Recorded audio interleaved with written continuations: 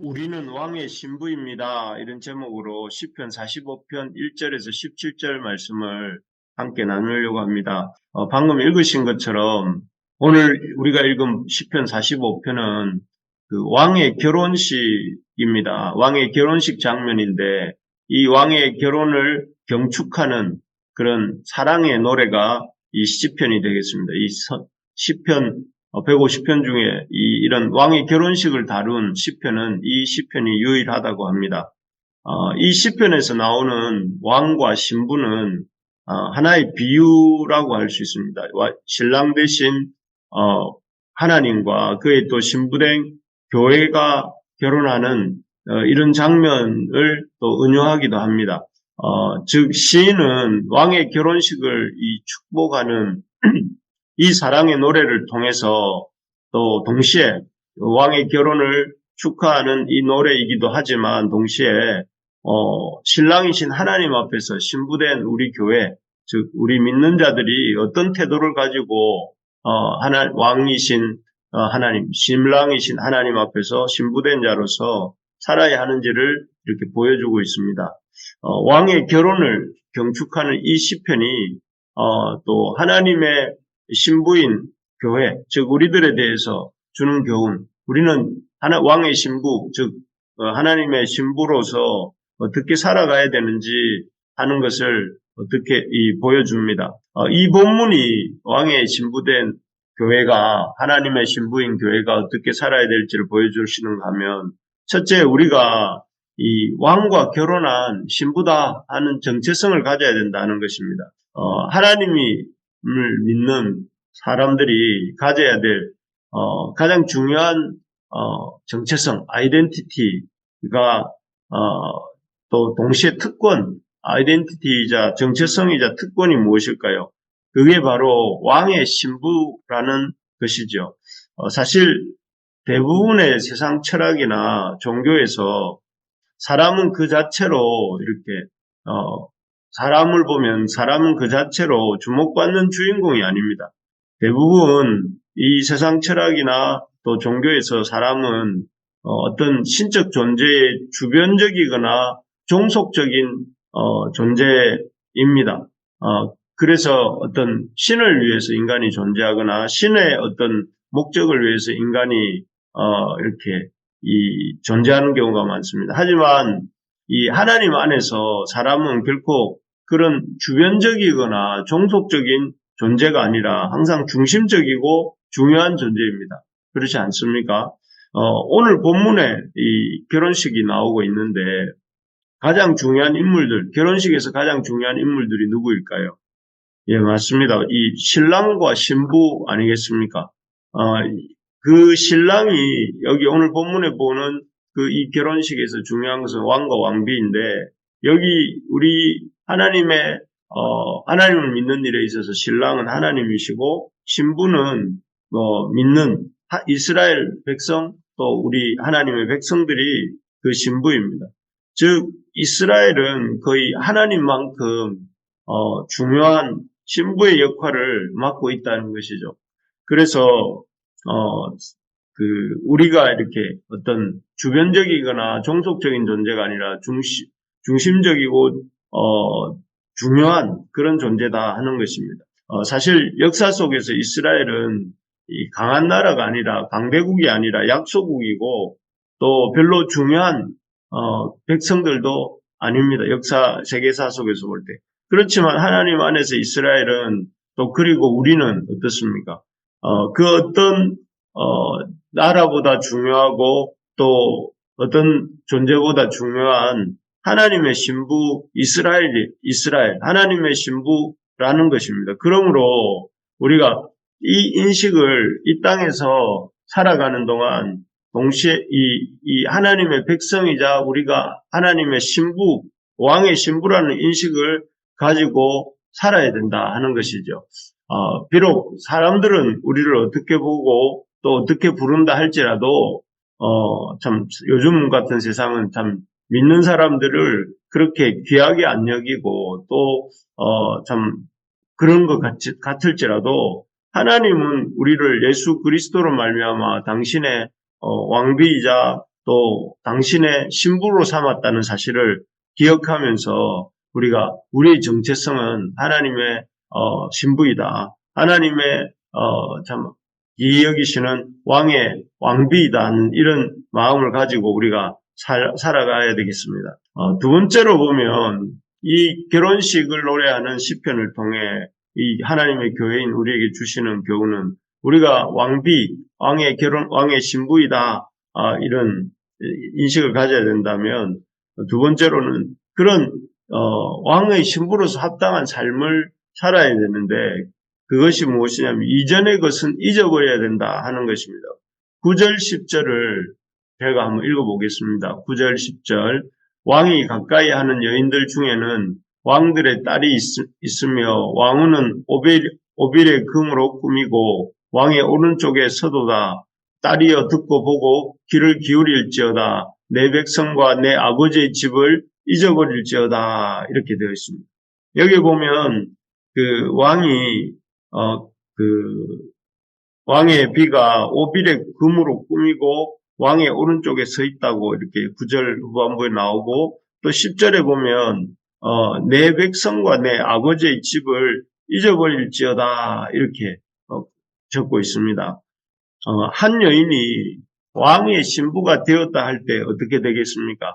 그 신분이 왕의 신부가 되면 왕의 그 신분과 같은 왕비가 되지 않습니까? 그러면 신분이 완전히 바뀌게 됩니다. 그러면 이전에 평민으로 살 때의 생활 방식을 고집하면 어떻게 되겠습니까?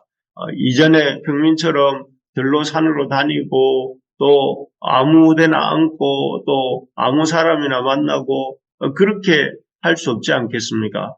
그런 것처럼 왕의 신부, 즉 왕비가 될 때 그에 합당한 언어가 있고 그에 합당한 어떤 예법이 있고 생활 방식이 있지 않겠습니까? 그런 것들을 가져야 된다는 것이죠. 그래서 왕의 위엄을 그래야 이제 왕의 위엄이 세워지게 되는 것이죠. 마찬가지로 우리가 하나님의 백성이 되어 왕의 신부가 되었다 할 때는 이런 우리의 신분의 변화를 인식하고 그 신분의 변화에 합당한 왕의 신부답게 살아가야 된다 하는 것이죠. 그러려면 이전 것은 잊어버리고 내 백성과 내 아버지의 집을 잊어버리고 이제 왕비로서 왕의 아내로서 거기에 합당한 언어와 생활 방식을 가져야 된다 하는 것입니다. 그래서 에베소서 4장 23절 이하의 말씀에 나오는 것처럼 뭐라고 되어 있느냐면 옛날에 구습을 쫓아가는 옛날의 습관을 쫓아가는 옛사람을 벗어버리고 의와 진리와 거룩을 추구하는 새 사람을 입어라 이렇게 말씀하지 않습니까? 그래서 그런 거룩한 새 사람을 입은 삶을 살아가는 의와 진리와 거룩을 추구하는 새 사람을 입는 연습을 해야 된다 하는 것이죠. 그래서 우리가 주일마다 외우는 것이 무엇입니까? 같이 읽는 것이 십계명 아닙니까? 십계명은 구원받기 위한 조건이 아니라 구원받은 하나님의 백성으로서 우리가 어떻게 살아야 될지를 보여주고 있습니다. 그래서 우리가 그것을 주일마다 이렇게 읽고 있는데요. 그래서 이 하나님의 백성으로서 하나님의 신부로서 합당한 삶을 살아가는 모습을 가지고자 애쓰는 것, 이것이 우리가 가져야 될 왕의 아내로서 우리의 삶의 모습이다 하는 것입니다. 그래서 특별히 우리가 무엇보다 이 참 변화된 삶으로 이전에는 참 세상 양식을 먹고 살았다면 이제는 하나님 말씀을 붙들고 살아가는 그런 연습을 해야 되는 것이죠. 그렇습니다. 마지막으로 왕의 신부된 우리가 해야 될 일은 이 방금 말했던 이런 왕의 아내로서의 합당한 삶을 방식을 취해야 된다고 했는데 그것이 첫 번째가 무엇이냐면 옛날 일을 잊어버릴 뿐만 아니라 왕의 말에 귀를 기울이고 왕을 경배하며 살아야 된다 하는 것입니다. 여기 10절 11절을 다시 보면요. 딸이여 듣고 보고 귀를 기울일지어다. 내 백성과 내 아버지의 집을 잊어버릴지어다. 그리하면 왕이 내 아름다움을 사모하실지라. 그는 내 주인이시니 너는 그를 경배할지어다 라고 되어 있는데, 여기에 보니까 왕의 신부된 자가 어떻게 해야 된다고 되어 있냐면 딸이여 듣고 보고 귀를 기울이라고 이렇게 적고 있습니다. 즉 신부된 자, 왕의 신부된 자들이 왕의 말에 귀를 기울이고 또 왕께 순종하고 또 그 왕을 경배하는 삶을 살 때 왕도 그를 사랑하게 되고 또 아껴 주시게 된다 하는 그렇게 되어 있습니다.